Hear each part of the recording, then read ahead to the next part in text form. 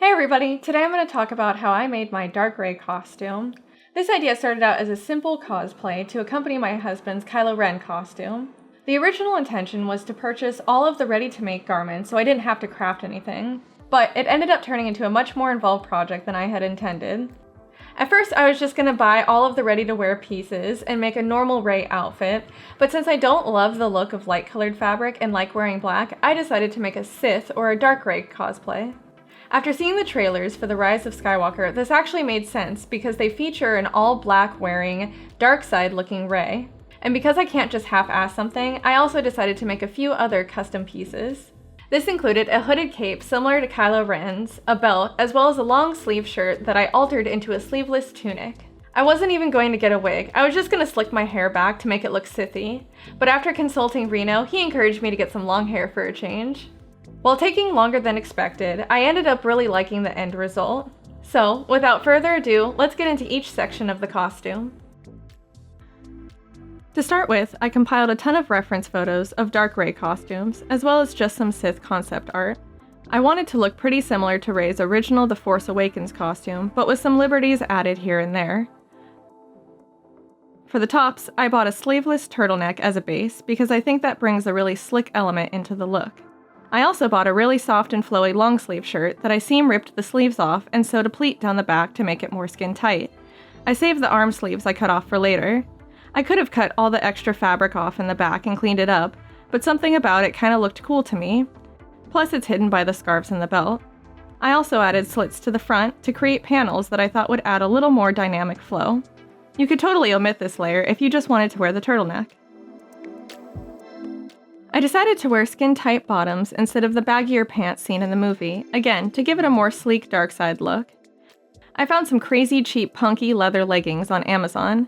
They fit a little weird and are about 7 inches too long, but for $9 are a steal.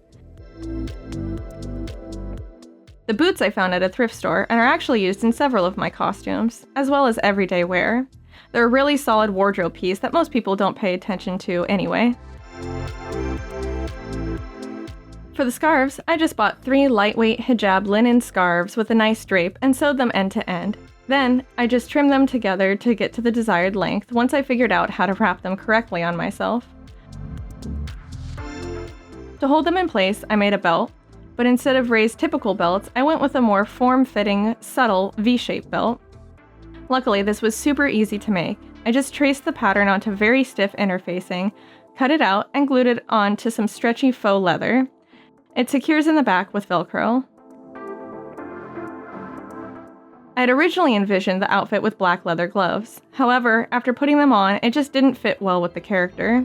They feel a little bulky compared to how the rest of the outfit is so tight, so I omitted them. The arm wraps are super simple, extra long boxing wraps I got from Dick's Sporting Goods that just adhere with Velcro. Even wrapping them kinda tight, after about 30 minutes they start to unravel around the elbow. To keep my skin from peeking through, I took the black sleeves that I seam ripped off of my shirt and layered them underneath the boxing wraps. Now, even if the wraps separate a bit, you don't see my skin peeking through. I also bought black self-adhering medical bandages as an alternative, but they came in looking more gray than black. I tried spray painting them black, but they just didn't stick well after that. Now for the piece I decided to make from scratch for the costume, the hooded cape. I already had a multi-purpose long hooded cloak, but I wanted something much shorter that would show off more of the slimming costume. I was able to use the same material as Reno's Kylo Ren hood, which is a super cool basket weave fabric.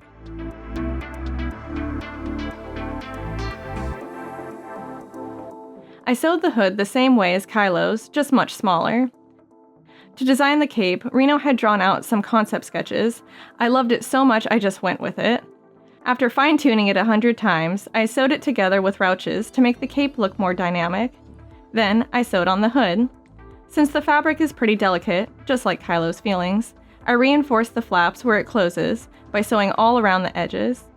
As an accessory to clasp the cape shut, I bought this beautiful low-profile first-order pin. I absolutely love how it looks, and it's such a cool accessory. I just went through and frayed the edges of the cape a bit, and I was done. I had originally thought about weathering the whole costume, but because black is already hard to see on camera, most weathering would just be lost anyway. Plus, I was going for a more refined Sith look to match Kylo, so weathering didn't really suit the costume. I did, however, weather the dual lightsabers I bought online. We're actually in the process of rewiring them with high-powered red LEDs to help put out a lot more light for photos. Since we never highlight the lightsabers in our photos, I didn't want to spend the time and effort of making my own, nor did I want to drop $100 or more on screen-accurate sabers. I also can use these sabers for an upcoming Asajj Ventress costume I will be making. To bring it all together, I chose a cheap wig from Amazon. I trimmed it down and styled it into an altered 2-bun Rey look. Having 3 buns in the back showed the lace from the wig, so I decided to use the extra hair to cover it up. Since I don't work with long hair much, it was actually a challenge to get the wig style to work for me. I didn't really know what I was doing, but I was pretty happy with the finished product. Since I have dark brown hair that matches my wig, I actually use my natural hairline when I put the wig on. I attach the sides of the wig where my head is shaved. After brushing and blending my hair into the wig, it looks pretty good. And since I don't physically look like Daisy Ridley, I just did my makeup to suit my face and style. I also like adding some bruises and grime to make my look a little bit more intense.